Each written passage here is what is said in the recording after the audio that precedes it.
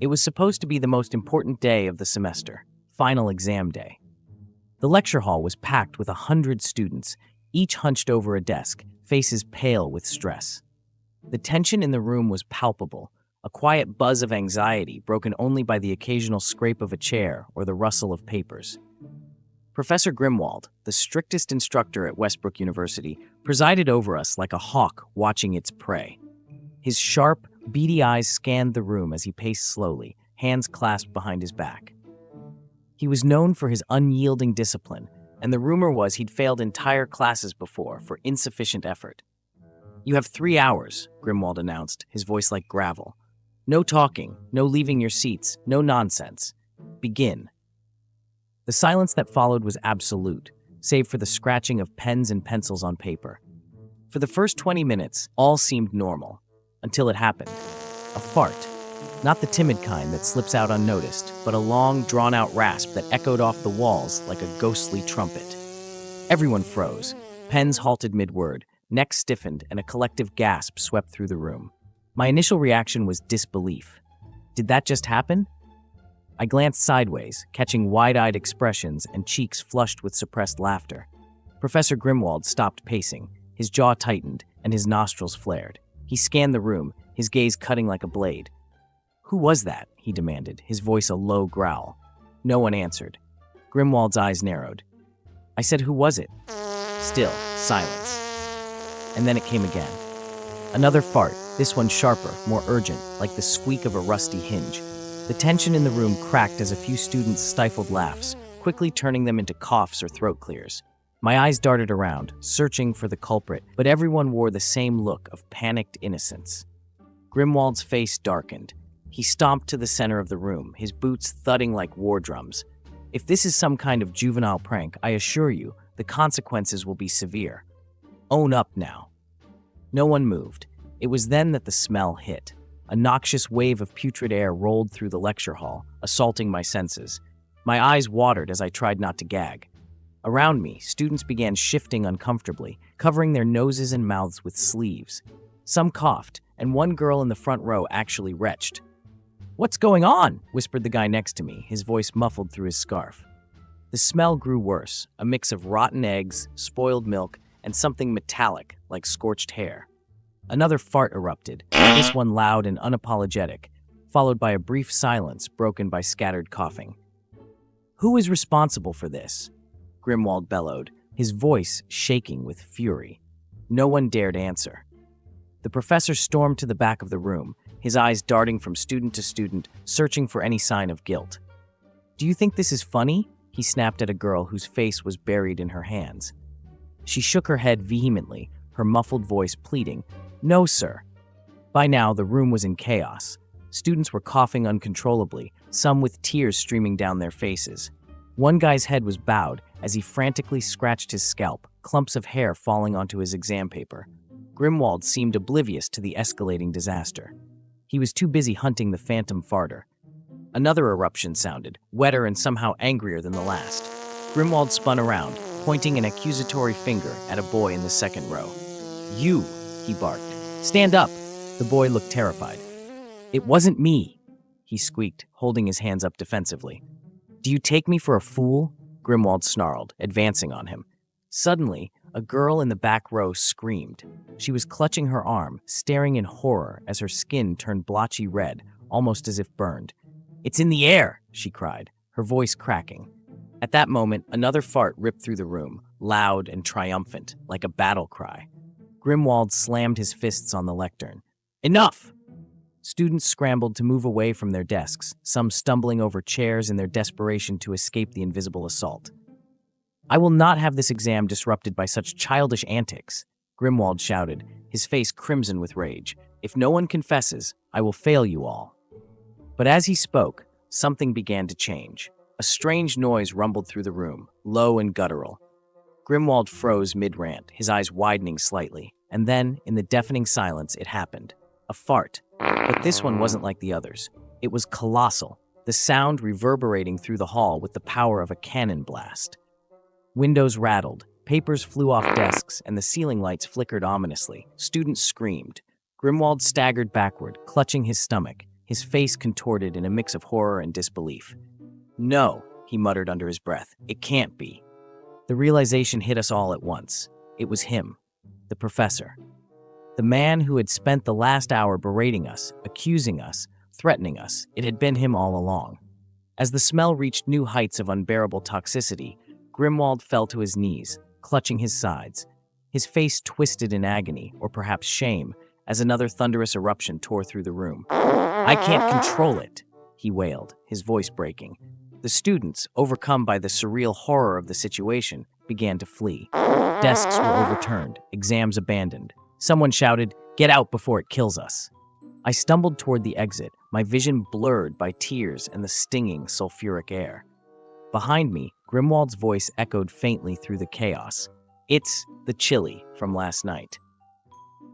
Epilogue. The lecture hall was condemned the next day. Rumors spread that the air quality was so compromised it posed a biohazard.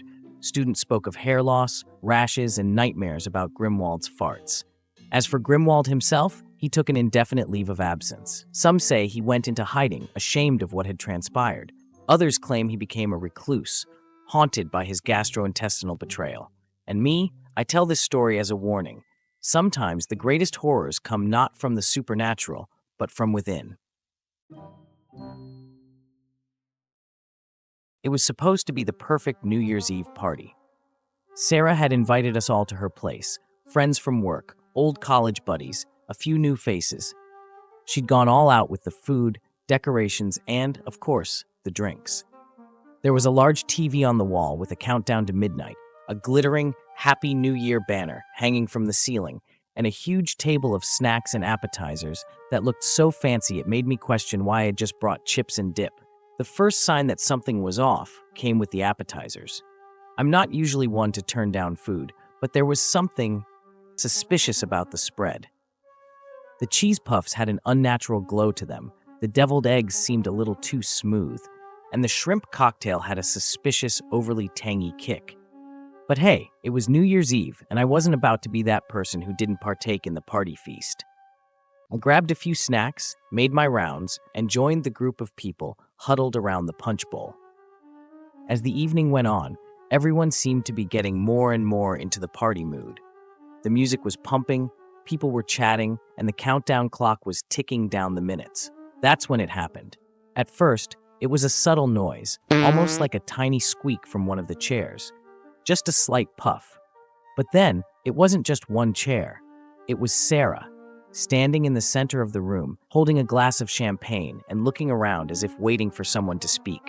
And then, it was a soft, almost musical fart. The kind that's funny, but not so bad that you'd be mortified. Everyone laughed. Sarah blushed, giggling, and shrugged it off as though it had been a harmless slip. "Guess the champagne's going straight to my head," she said, still chuckling. That's when the other guests started to laugh, the tension easing as everyone enjoyed the light-hearted moment. But little did we know, that was only the beginning. 10 minutes later, another fart, this time coming from Greg. Greg, who had been holding court near the food table, started laughing so hard at something on his phone that he couldn't even finish the joke. He leaned back and suddenly a loud, undeniable fart echoed through the room. It wasn't subtle. It was the kind of fart that demands attention, the kind you can't pretend didn't happen. The room went silent for a moment, all eyes turning toward Greg. His face turned bright red, and everyone started cracking up. He tried to laugh it off, but the way the whole room burst into hysterical giggles made the fart sound even worse. Okay, enough with the jokes," Greg said, attempting to steady his breathing, but his cheeks were flushed with embarrassment. "It's not funny," but no one could stop laughing. The moment was too perfect. As the night went on, more people ate, more gas was built up, and soon the farts were getting louder, more frequent, and significantly funnier. It wasn't just one or two people. No, it was a full-fledged fart fest. One person would let loose, and the whole room would erupt into laughter, which seemed to trigger another round of farts.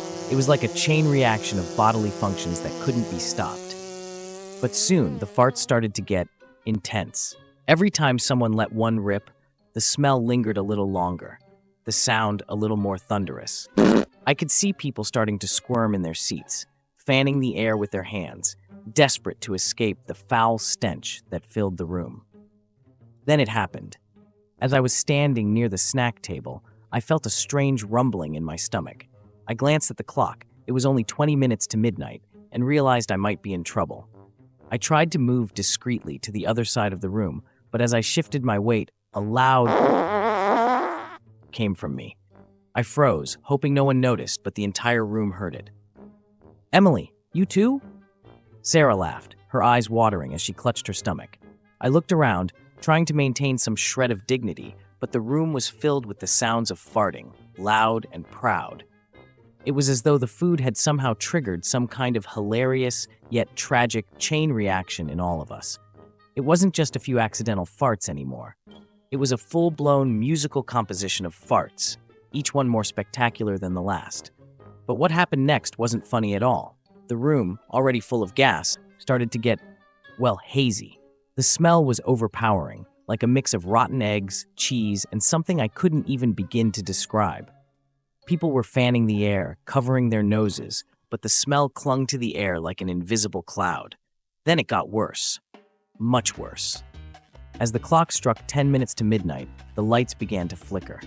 At first, I thought it was just the usual party atmosphere, people messing with the dimmer switch or Sarah's old apartment wiring acting up. But no, the lights went out entirely. Suddenly, everything went quiet. The music had stopped, the laughter had died, and the room was consumed by the thick, suffocating fog of farts. I could barely see anything except the dull, flickering light from the TV countdown. And then, crash! Something toppled over, and everyone jumped back. It was like the farting chaos had taken on a life of its own.